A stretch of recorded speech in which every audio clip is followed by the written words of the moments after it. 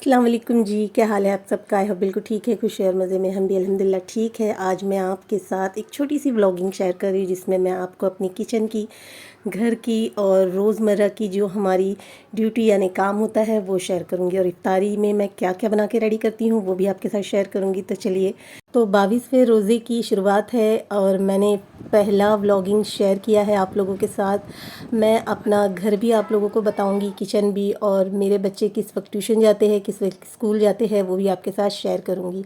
तो छोटे बेटे की ट्यूशन थी और वो जाने के लिए तैयार नहीं था, बट मैंने उसे किसी भी तरह ट्यूशन भेज दिया कि भाई चले जाओ ट्यूशन, आपका पेपर चालू है। तो बच्चा ट्यूशन के लिए निकल चुका था और घर आप देख सकते हो इस तरह से मेरा ये हॉल है। और थोड़ा सा अभी सुबह का वक्त है, सफाई नहीं हुई थी, तो चलिए अब मैंने इसे पूरी तरह से क्लीन कर लिया था। ये बड़ा बेटा है मोहम्मद फैज़ रैयान, और जो छोटा बेटा ट्यूशन से आ चुका था मोहम्मद फैज़ान।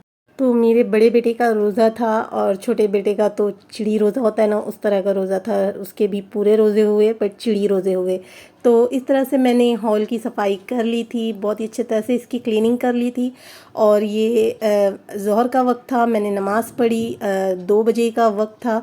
नमाज़ पढ़ के मैंने कुरान शरीफ की तिलावत की और उसके बाद मैं लग जाऊंगी किचन के काम में। तो आधे से पौने घंटे तक मैंने कुरान शरीफ की तिलावत की, नमाज़ वगैरह पढ़ी और आ गई अब मैं अपने किचन में। तो ये है मेरा छोटा सा किचन जो बहुत ही माशाल्लाह खूबसूरत सा है। ये भी मैंने क्लीन कर लिया था। सारी क्लीनिंग करने के बाद ही मैं अपनी रसोई स्टार्ट करती हूँ। जिस तरह से आप जानते हैं, जो मेरे चैनल का नाम है ज़ैनब की रसोई, तो ये है मेरा चूल्हा, और जो किचन के बाजू में ही फ्रिज है और उससे ही लगकर बेडरूम है। तो बेडरूम मेरा किस तरह का है वो मैं आपसे बाद में शेयर करूंगी। हॉल और किचन मैं आपसे शेयर कर चुकी हूँ और बच्चों की रूटीन भी मैं आपके साथ थोड़ी थोड़े शेयर करूंगी। अभी तो मैंने व्लॉगिंग शुरू की है। तो ये जो स्टील की ट्रॉली होती है ना, किचन छोटा होने की वजह से मैंने इसे अलग अलग निकाल कर इस तरह से सेट कर लिया था। तो इससे क्या होता है, आपके किचन में थोड़ा स्पेस मिल जाता है, जगह मिल जाती है। तो चलिए अब हम इफ्तारी की तैयारी कर रहे हैं, जिसमें मैंने सफ़ेद उड़द की दाल ली थी, दही बड़े बना रही हूँ। 1 कप सफ़ेद उड़द की दाल को पूरी रात के लिए मैंने भिगो दिया था। अब क्या करना है, दाल फूल चुकी है तो इसे हम आधा आधा डिवाइड करके पीस लेंगे अच्छी तरह से। आपने हल्का सा दरदरा रखना है, मगर इसे फाइन सा पीस लेना है, हल्का सा इसमें दरदरापन रहने देना है। तो ये देखिए इस तरह से आपने इसे पीस लेना है। अगर पानी की ज़रूरत पड़ती है तो थोड़ा सा पानी डालना है, ये पतला बैटर नहीं रेडी होना चाहिए, इस तरह का बैटर रेडी होना चाहिए। ये देख सकते हो आप। 2 चम्मच पानी डाल के मैंने जार में इसे, थोड़ा सा दाल लगी हुई थी ना, तो पानी डाल के इसमें ऐड कर लिया है।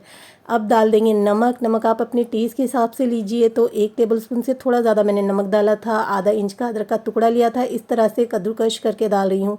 आपने कूट कर नहीं डालना है, कद्दूकश करके डालना है। 1 हरी मिर्च ली थी, इसे भी मैं इस तरह से क्रश करके ऐड कर लूँगी इसमें। इससे जो बड़े में टेस्ट आता है ना गाइस, बहुत मज़े का आता है। पहले भी मैं आपके साथ अपनी जो कुकिंग चैनल पर, जो मेरी ज़ैनब की रसोई है जिसमें मैं व्लॉगिंग कर रही हूँ, उस पर मैंने दही बड़े डाले हैं जो बहुत ही ज़बरदस्त बनते हैं। 5 मिनट आपने इस तरह से इसे फेंट लेना है जिससे कि एयर फॉर्म हो जाए इसमें, और ये बहुत फ्लफी सा वड़ा बन के रेडी होगा।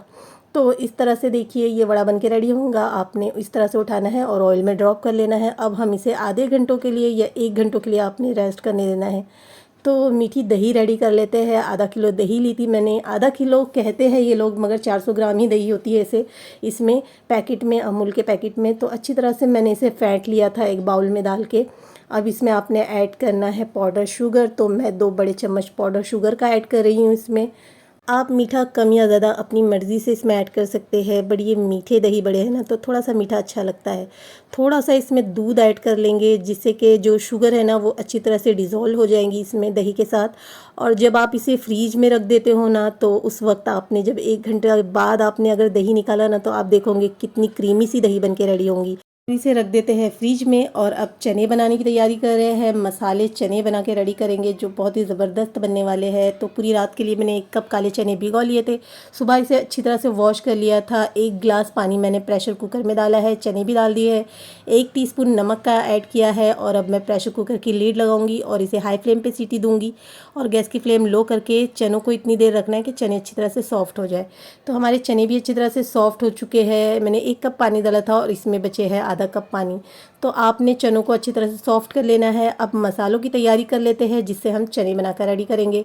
तो 1 टीस्पून ही मैंने नमक का लिया है, नमक आप अपने टेस्ट के हिसाब से लीजिए। 1 टेबलस्पून अदरक लहसुन का पेस्ट, 1 टीस्पून लाल मिर्च पाउडर, हाफ़ टीस्पून कश्मीरी लाल मिर्च पाउडर, हाफ़ टीस्पून हल्दी, 1 टीस्पून भर के मैंने धनिया पाउडर लिया है, हाफ़ टीस्पून मैंने गरम मसाला पाउडर और हाफ़ टीस्पून ही मैंने कुटा हुआ भुना हुआ अक्खा धनिया लिया है। मैं इस तरह से बॉटल में इसे भूनकर और हल्का सा क्रश करके रख लेती हूँ और इसमें थोड़ा सा पानी डालकर इस तरह से इसका अपने मसाला रेडी कर लेना है। इस तरह से मसाले रेडी करने से क्या होता है, ये फुल सा जाता है। अब मैंने ले लिया है पैन जिसमें मैं चने बना रही हूँ।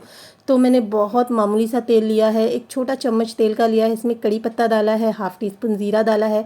इसे अच्छी तरह से क्रैकल होने देंगे, यानी हल्का सा कड़क हो जाता है ना जो कड़ी पत्ता, तो बहुत मज़े का टेस्ट आता है, खुशबू बहुत अच्छी आती है। जो मसाले हमने रेडी करके रखे थे वो ऐड कर लेंगे। 2 चम्मच छोटे चम्मच होते हैं ना खाने के, वो पानी डाल दूँगी मैं बाउल में और इसमें ऐड कर लूँगी। अब मसालों को इतना भुनना है कि हल्के से ड्राई सा हो जाए मसाले। जब मसाले ड्राई से हो जाएंगे तो हम जो चने बॉईल करके रखे हैं वो ऐड कर लेंगे। पानी के साथ ही हम चनों को इसमें पैन में ऐड कर लेंगे। मसालों के साथ इसे आपने अच्छी तरह से भून लेना है, थोड़ा सा पानी ड्राई हो जाए इसका, इतना भून लेना है। मैं जब भी कोई रेसिपी बनाती हूँ ना गाइस, तो मैं गैस की फ्लेम मीडियम रख के ही हमेशा मसाले वगैरह भूनती हूँ या लो रख के मसाले वगैरह भूनती हूँ। तो बस जैसे ही थोड़ा सा पानी ड्राई हो जाए ना चने का, तो हम इसमें थोड़ी सी मैंने इमली भिगा ली थी 1 घंटा पहले, इसके पल्प हम इसमें ऐड कर लेंगे और इसी के साथ मैंने थोड़ी सी धनिया के पत्ते चॉप किए थे वो ऐड कर लेंगे और अब इसे अच्छी तरह से भून लेंगे। एक्स्ट्रा पानी जो दिख रहा है ना इसमें, ये भी आपने ड्राई कर लेना है अच्छी तरह से। आप चाहे तो गैस की फ्लेम हाई भी कर सकते हैं। अच्छा, शुरू में ही मैंने एक आलू को बॉईल कर लिया था, इस तरह से छोटे छोटे क्यूब में मैंने काट लिया था। एंड में आपने आलू को इसमें ऐड करना है और इसे भी 2 से 3 मिनट अच्छी तरह से भून लेना है। आपने बिल्कुल भी पानी इसमें रहने नहीं देना है। ये देखिए इस तरह से ड्राई सा कर लेना है। बहुत ही ज़बरदस्त और बहुत मज़े के ये बनके तैयार होते हैं चना मसाला गाइस आलू के साथ। क्विकली से बन के रेडी हो जाने वाले इस चने मसाले को आपने ज़रूर से ट्राई करना है, मुझे अपना फीडबैक ज़रूर देना है। चलिए अब हमारे जो दही बड़े का जो दाल हमने पीस के रखी थी वो रेडी है। 1 घंटा हो चुका है। ऑयल को मैंने प्रॉपर मीडियम हॉट गर्म कर लिया था और गैस की फ्लेम अब मैंने मीडियम कर ली है। सारे वड़ों को हम इस तरह से छोड़ देंगे, शुरू में इसे नहीं टच करेंगे। 2 से 3 मिनट होने के बाद ही हम वड़ों को टच करेंगे। जैसे ही आप हल्का सा इसमें चम्मच लगाते हो ना, वड़े ऊपर की तरफ तैरने लगते हैं, तो शुरू में नहीं टच करना है, थोड़ी देर बाद टच करना है। इस तरह से घुमाते फिराते हुए हम वड़ों को फ्राई करेंगे और बहुत ही फ्लपी से और बहुत मज़े के जैसे कि किसी ने हवा भर दी हो ना इसमें, इस तरह के वड़े आपके बनके तैयार होंगे। जिस तरह से मैंने आपको बताया है ना, फेटा है ना हमने बैटर को, उस तरह से अगर आप रेडी करोगे तो आपके वड़े भी इसी तरह से स्पॉन्जी से और फुले फुले से बनके तैयार होंगे। बाकी के भी हम इस तरह से रेडी कर लेते हैं। अच्छा जी, थोड़ा सा बैटर मैंने बचा लिया था क्योंकि मेरा बेटा जो बड़ा बेटा रोज़े से था, उसने मुझे कहा मम्मा मुझे सिर्फ ऐसे ही खाना है, ये भजिए जो वड़े हैं ना ऐसे ही खाना है। तो मैंने थोड़ा सा बैटर बचा लिया था साइड में। तो बस आधे वड़े मैंने इस तरह से फ्राई करके निकाल लिए थे और बाकी के मैं रख दूँगी और बाद में मेरे बेटे को गरम गरम फ्राई करके मैं इसे दूँगी। तो मैंने एक खुला सा बर्तन लिया था और वार्म वाटर मैंने लिया है। हल्का सा गर्म पानी लेना है और जितने भी वड़े आपने फ्राई किए हैं इसमें इस तरह से डाल देना है, जिससे कि जो वड़े होंगे ना बहुत ही फूल जाएंगे इसमें और सॉफ्ट से बन के रेडी होंगे। जब आप दही के साथ इसे सर्व करोगे ना, तो बहुत ही जैसे मुंह में जाते ही घुल जाने वाले ये दही बड़े बन के रेडी होंगे। तो इसे भी हम 1 घंटों के लिए इसी तरह से छोड़ देंगे। 1 घंटे बाद मैंने इसे निकाला है, तो देखिए किस तरह से ये फूल गए हैं और बिल्कुल भी अंदर से कच्चे नहीं थे, बहुत ही सॉफ्ट से और जालीदार बनके रेडी हुए थे। तो एक प्लेट में मैं आपको सर्व करके बताती हूँ कि मैं किस तरह से दही बड़े घर में बनाकर रेडी करती हूँ। तो सारे वड़ों को मैंने इस तरह से प्लेट में निकाल लिया था और हमारी दही भी बहुत अच्छी ठंडी हो चुकी थी। देख सकते हो आप कितनी क्रीमी सी ये बनकर तैयार हुई है। जिस तरह से मैंने बनाया है ना और फ्रिज में रखा है, इस तरह से आप दही को बनाकर फ्रिज में रख लीजिए, बहुत ज़बरदस्त से आपकी क्रीमी फ्लेवर सी दही बनकर रेडी होंगी। तो वड़ों पर इस तरह से दही को आपने ऐड कर लेना है। आप अपनी मर्ज़ी से कितनी भी दही डाल लीजिए, अपनी आपकी मर्ज़ी है, आपके दही बड़े हैं। तो चलिए इस तरह से मैंने दही को डाल दिया था। थोड़ी सी मैंने धनिया के पत्ते इस पर स्प्रिंकल कर लिए थे, थोड़ी सी लाल मिर्च पाउडर स्प्रिंकल कर ली थी। और सीधी सी बात है, ये जो गुड़ इमली खजूर की चटनी रमज़ान के वक्त हर घर में मौजूद होती है। मैं तो हमेशा से ही गुड़ इमली की चटनी मेरे घर में हमेशा बनी हुई रहती है, क्योंकि दही बड़े वगैरह पानी पूरी वगैरह मैं हमेशा बच्चों के लिए बनाती रहती हूँ। आप देख सकते हो कितने सॉफ्ट और कितने जालीदार और कितने ज़बरदस्त हमारे दही बड़े बनके तैयार है। तो कुछ मसालों के साथ मैंने इसे रेडी कर लिया था और कुछ इस तरह से सादे से रख लिए थे, क्योंकि बच्चे हमेशा इस तरह से सादे दही बड़े खाना पसंद करते हैं। तो चलिए अब बनाना शुरू करते हैं आलू के पकोड़े। मैंने एक छोटा सा आलू लिया था, मीडियम से भी छोटा था। इसे इस तरह से पतले पतले स्लाइस में काट लिया था। अब बेसन का बैटर रेडी कर लेते हैं। 3 चम्मच मैंने बड़े 3 चम्मच बेसन का आटा लिया था और 1 बड़ा चम्मच मैंने चावल का आटा लिया था। इसमें ऐड कर लेना है नमक 1 table spoon, half tea spoon से भी कम मैं हल्दी और हाफ़ टी स्पून से भी कम मैं लाल मिर्च पाउडर ऐड कर रही हूँ। थोड़ा सा अजवाइन मैंने हाथों से क्रश करके डाल दिया था, धनिया के पत्ते चॉप करके डाल दिए थे। अब 1 कप पानी लिया था, थोड़ा थोड़ा करके इसका हमें एक गाढ़ा सा बैटर बना के रेडी कर लेना है। तो इस तरह से आपने अच्छी तरह से फेंट लेना है, इसे लम्स फ्री बना के रेडी करना है। तो देखिए हमारा बैटर बनके तैयार है। इसे हम रख देंगे थोड़ी देर के लिए, जिससे कि ये और भी गाढ़ा हो जाएगा। असर का वक्त हो चुका था, 5:30 बज चुके थे और बच्चों को नमाज के लिए रेडी करना था। तो मैंने कहा नमाज़ पढ़ लो। तो बच्चों ने नमाज़ अदा की, साथ ही में असर की नमाज़ मैंने भी इनके साथ अदा कर ली, क्योंकि वक्त ऐसे निकल जाता है पता ही नहीं चलता है। तो बस फिर से असर की नमाज़ पढ़ने के बाद मैं फिर से किचन में आ गई और अब मैंने शुरू किया बनाना आलू के पकोड़े।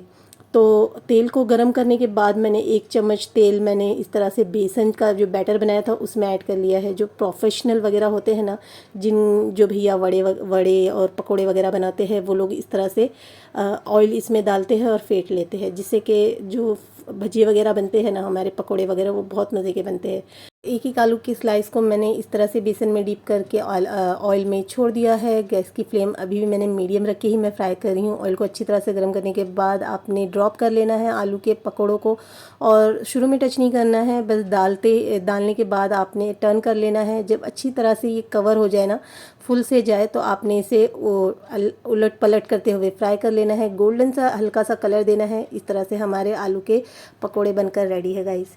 तो मैं आपको बता दूं ये कितने क्रिस्पी बनके तैयार हुए थे गाइस। बहुत मज़े के आलू के पकोड़े बनके तैयार हुए थे। तो बाकी के भी इसी तरह से फ्राई कर लेंगे। अब मैं बनाने जा रही हूँ चिकन नान चाप। एक दिन पहले मैंने चिकन नान चाप बनाया था, तो थोड़ा सा चिकन का जो बैटर है ना, जो मिक्सचर होता है, वो बच गया था। तो मैंने 2 नान मंगवा लिए थे। इसे हल्के से ऑयल के साथ तवे पे मैंने सेक लिया था। और अब मैंने क्या किया है, जब सेकने के बाद जो हमारा मिक्सचर था ना चिकन का, वो मैंने थोड़ा सा तेल डाला और तवे पे इस तरह से इसे फ्राई कर लिया। और हल्का सा गर्म होने के बाद इसे क्या किया, नान पर मैंने इस तरह से रख लिया। ये देखिए, जब अच्छे से गर्म हो जाए तो इस तरह से नान पर आप लगा दीजिए और इस तरह से हमारा नान चाप बन के तैयार हो जाता है गाइस। तो बहुत ही ज़बरदस्त ये चिकन नान चाप बन के तैयार हुआ था। इंशाल्लाह किसी दिन आपके साथ चिकन नान चाप की रेसिपी भी मैं ज़रूर शेयर करूँगी। मेरे चैनल पर अपलोड है चिकन नान चाप की रेसिपी, तो वहाँ से भी आप ले सकते हैं, या फिर से मैं आपको बता दूँगी। हल्का सा इसे क्रिस्पी कर लेना है ऑयल डाल के तवे पर। इसी तरह से ज़बरदस्त हमारा नान चाप बन के रेडी है। तो इफ़्तार की जितनी भी ज़रूरत थी, जिस तरह से चने हैं, मसाले चने, आलू के पकोड़े, मैंने पालक के पकोड़े भी बना के तैयार किए थे, दही बड़े और नान चाप हमारे रेडी है। तो बहुत ही ज़बरदस्त हमारी इफ़्तार की तैयारी हो चुकी है। तो बस अब हम जैसे ही अज़ान होंगी, बहुत कम टाइम बचा है मगरिब की अज़ान के लिए, तो हम इसे दस्तरखान पे लगा देंगे। तो गाइज़, आप लोगों ने मुझे ज़रूर बताना है कि आपको मेरी ये छोटी सी व्लॉगिंग कैसी लगी। प्लीज़ मुझे कमेंट करके ज़रूर बताएं। प्लीज़ मुझे ज़रूर सपोर्ट करें। आप सपोर्ट करोगे तो ही मैं आगे बढ़ सकती हूँ और कुछ कर सकती हूँ इंशाल्लाह। चलिए, अब हमने रोज़ा इफ्तार खोल चुके थे हम। अब मगरिब की नमाज़ भी अदा हो चुकी थी हमारी। मगरिब की नमाज़ के बाद मैंने सारा काम कंप्लीट किया और उसके बाद मैंने थोड़ा सा रेस्ट किया। तो प्लीज़, अगर आपको मेरी ये छोटी सी व्लॉगिंग, यानी मेरे घर की रूटीन, मेरी इफ्तार की रूटीन आपको कैसी लगी, मुझे कमेंट करके ज़रूर बताएं। और अगर आप मेरे चैनल पर पहली बार है तो सब्सक्राइब भी कर दीजिएगा। Thanks for watching. अल्लाह हाफिज़।